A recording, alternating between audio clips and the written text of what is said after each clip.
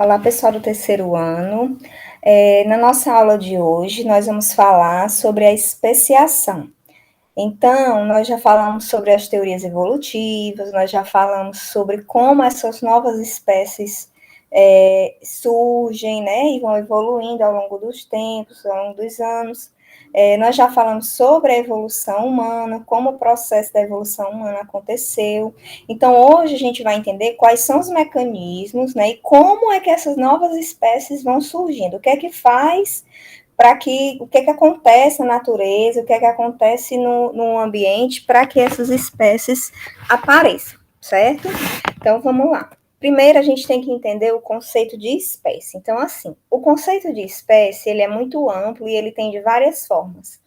Então, eu posso ter o conceito de espécie biológica, eu posso ter o conceito de espécie na taxonomia, eu posso ter o conceito de espécie na paleontologia. Então, assim, no geral, a gente vai colocar aqui o conceito de espécie biológico, certo? Que é o quê? Grupo de organismos capazes de reproduzir e originar descendentes férteis. Então, eu preciso que as espécies acasalem, né, que elas cruzem, que elas tenham reprodução e que essa reprodução ela aconteça gerando descendentes que sejam férteis, ou seja, que deixem outros descendentes que possam deixar os descendentes também assim sucessivamente. Ai, professora, mas pode acontecer de uma espécie cruzar e deixar uma espécie que não gera descendentes? Pode, é o que a gente chama de híbrido. Ai, o híbrido é quando eu tenho uma mistura muito louca, assim, eu misturei um cavalo com um tubarão, um gato com um pinguim, um elefante com uma borboleta? Não. Um híbrido é quando eu misturo duas espécies, no caso, eu tenho um cruzamento de duas espécies que elas até chegam a gerar descendentes, mas esses descendentes não podem gerar outros descendentes. Interrompe ali. Então, se interrompe ali, não é um processo de especiação, porque ele não tem como ser contínuo, não tem como ter várias gerações e ao longo dessas gerações elas irem passando pelo processo da seleção natural e a partir daí gerar outras espécies. Então, aqui um exemplo de híbrido para vocês. A gente tem a fêmea do cavalo, aí no caso que é a égua, né? E a gente tem o macho de outra espécie, que pode ser o jumento, o jegue ou o asno, né? Como ele é chamado. Então, se esses animais cruzam e nasce uma fêmea, é o que a gente vai chamar de mula. E se nasce um macho, é o que a gente chama de burro. Mas, se essa mula, ela cruzar com esse burro, não gera descendentes. Entenderam? Então, aí é um híbrido o processo para aí no caso na mula e no burro, não tem como ter uma continuidade, não existe a continuidade. Então, as espécies vão surgindo e elas vão surgindo graças a esse processo de especiação. Então, o que é uma especiação? É o processo de formação de novas espécies a partir de eventos de separação de linhagens de espécies pré-existentes. Então, eu já tenho uma espécie pré-existente, e quando acontece a separação dessas linhagens, quando acontece mudança nessas linhagens, eu formo novas espécies. Então, nós temos aí causas, nós temos o isolamento geográfico, nós temos a redução do fluxo gênico. Então, o que é essa redução do fluxo gênico? Ela é atribuída normalmente a espécies que vão povoar uma extensa faixa territorial. Então, linhagens que são localizadas no extremo norte, por exemplo, vão apresentar certa dificuldade em se relacionar com linhagens presentes no extremo sul.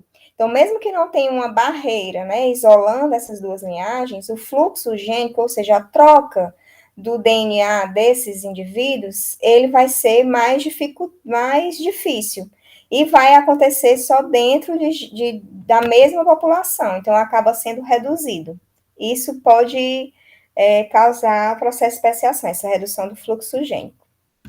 Então, a gente tem aqui o isolamento reprodutivo, certo? Aí, no isolamento reprodutivo, a gente tem o seguinte, a gente tem o isolamento reprodutivo, que ele pode acontecer no caso, antes, porque assim, a gente tem a formação do zigoto, que é o quê? Quando encontra o óvulo com o espermatozoide.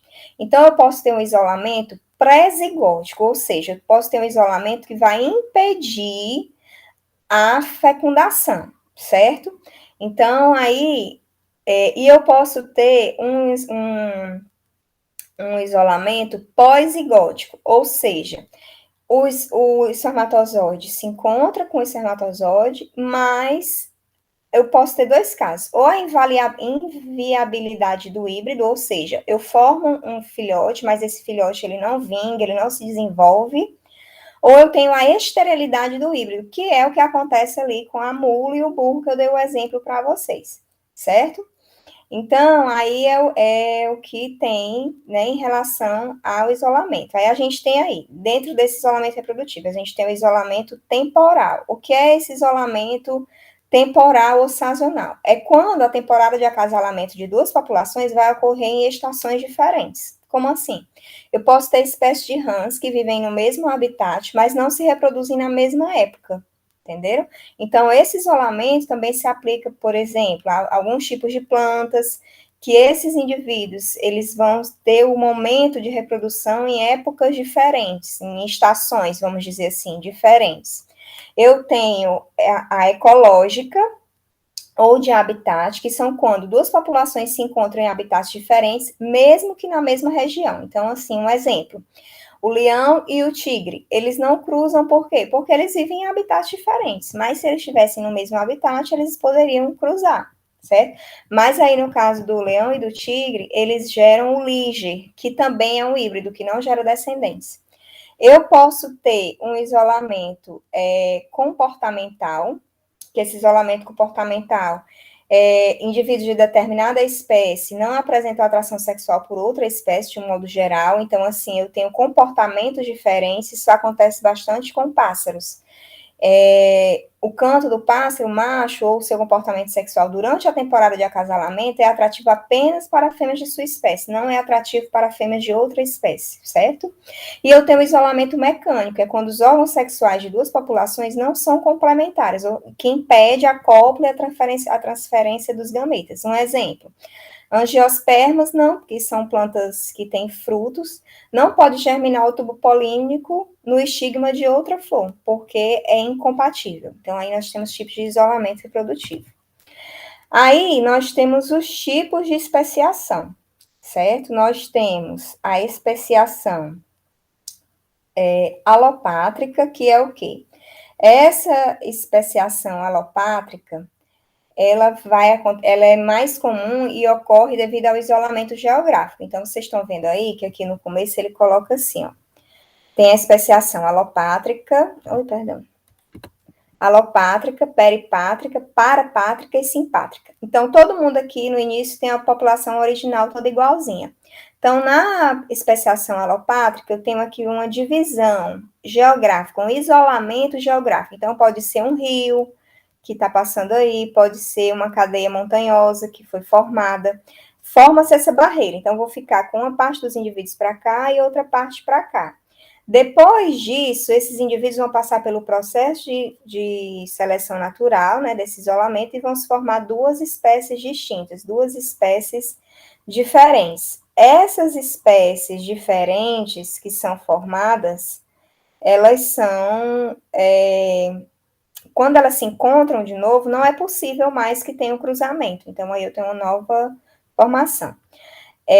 A peripátrica, ela vai acontecer se um pequeno grupo se separa do restante da população por migração. Então, nesse caso, como é um grupo pequeno, geralmente ocorre a extinção. Então, eu tenho aqui a mesma população inicial, aí esse grupo saiu, né, para dar início à especiação, num habitat isolado, mas não tem barreira geográfica, física, né, eles formam uma nova espécie.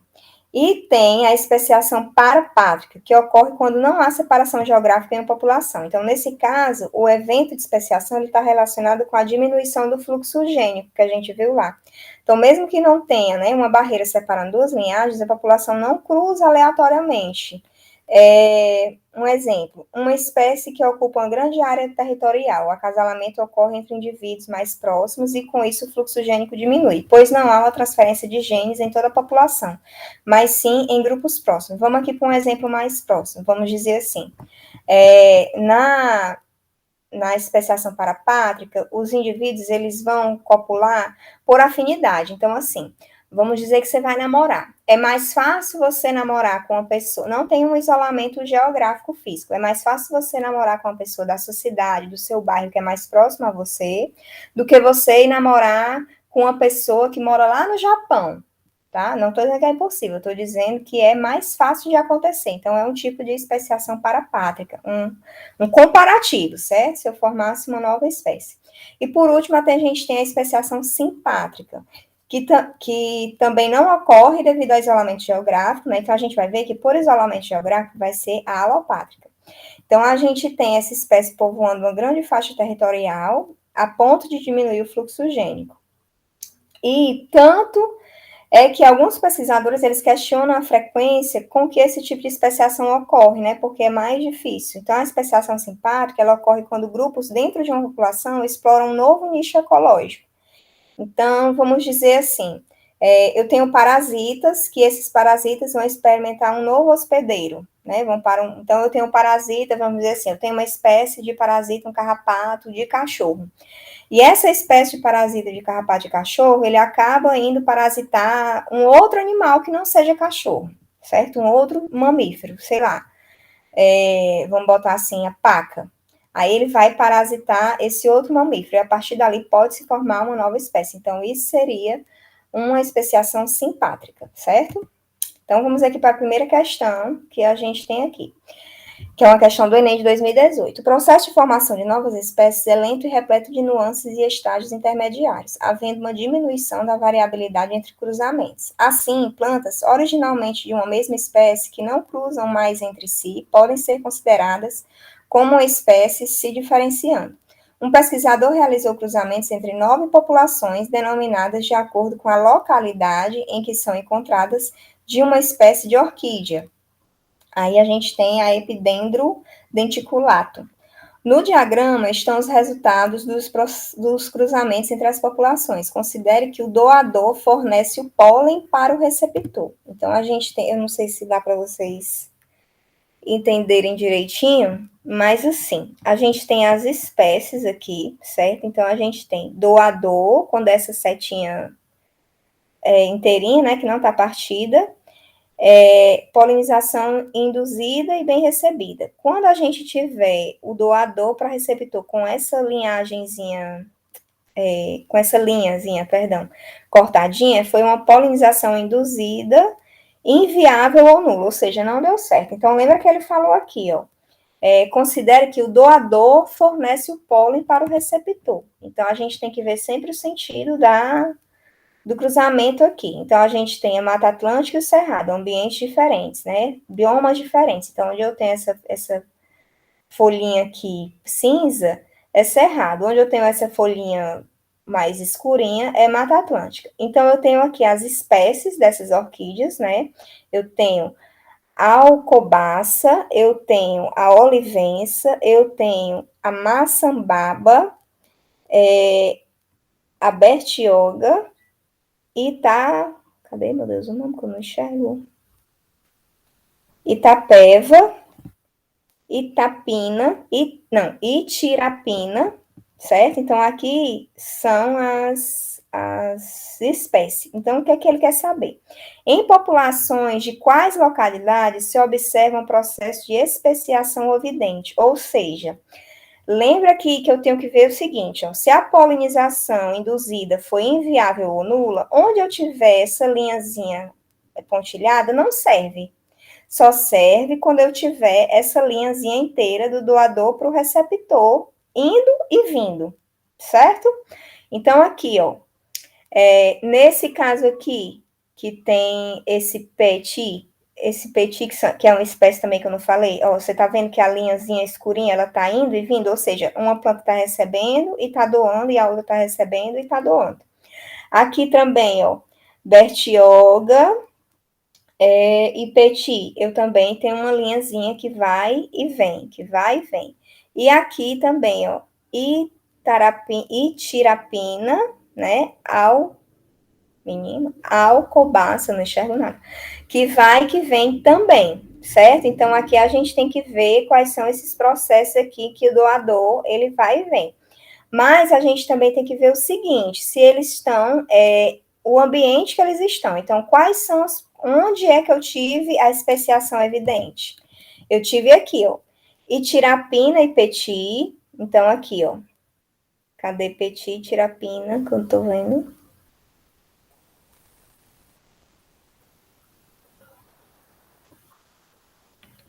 Tá aqui. Itirapina, tá aqui. E Peti, né? Eu tive. E eu tive também de Alcobaça, nada a ver. Alcobaça e a Marambaia. Aqui embaixo, a Marambaia, ó. São todos que conseguem completar essa linhazinha indo e vindo, certo? Então, aí no caso é a letra D. Segunda questão. São condições necessárias ao aparecimento de novas espécies. A existência de diferenças gênicas dentro das populações, o isolamento geográfico e o reprodutivo. B. A não ocorrência de mutação e seleção natural. C. A existência de recombinação genética e a ação da seleção natural.